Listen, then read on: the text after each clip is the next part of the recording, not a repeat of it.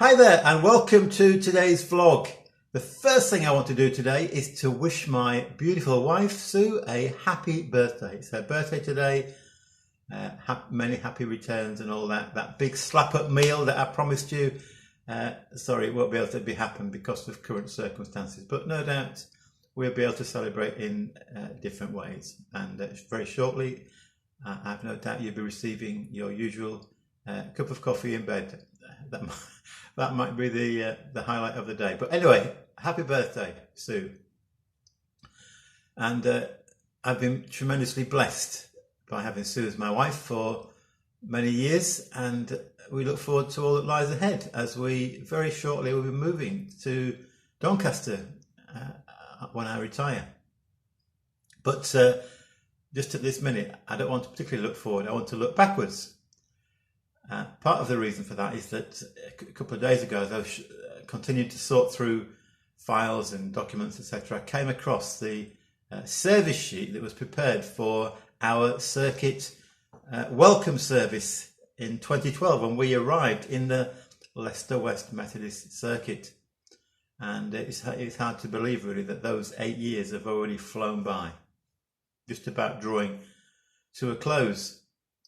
And Sue and I feel really blessed to have been able to be here in Leicester during the last 8 years.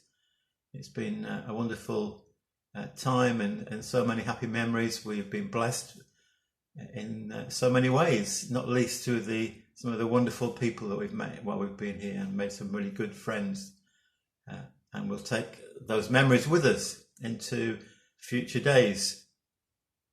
But I've not only been looking back 8 years, I've been looking back 30 years, because another item I came across was a little card that we prepared as a family when we were living in Norwich, and God had called me into the Methodist ministry. So we had to leave our very good friends in Norwich. This was back in 1987. Is that right? Yeah, 1987. We'd been in Norwich 5 years. We'd made some wonderful friends.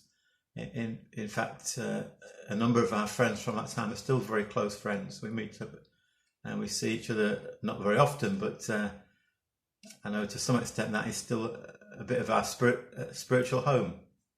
And I want to show you this little card that we prepared.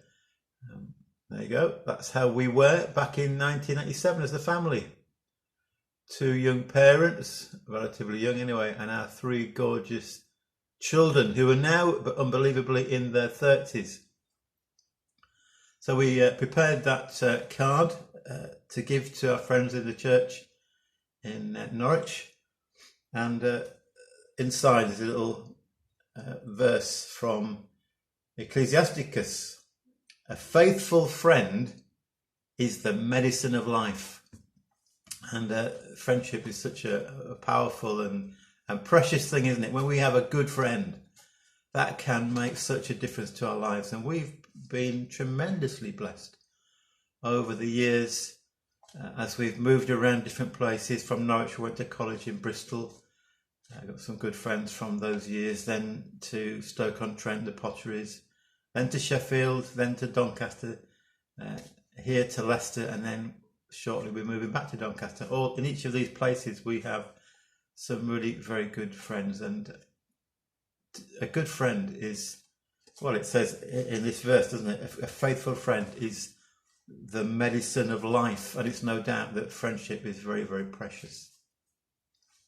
So we prepared this little card and talks about the sadness that we felt in leaving our friends in Norwich, but also the expectancy of what lay ahead as God called me, and obviously that meant the family as well, into ministry. So we spent 3 years at college in Bristol and then out into the wide world of Methodism.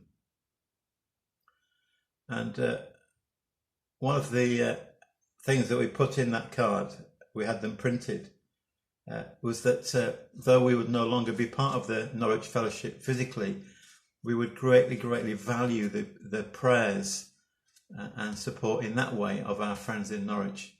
And one of the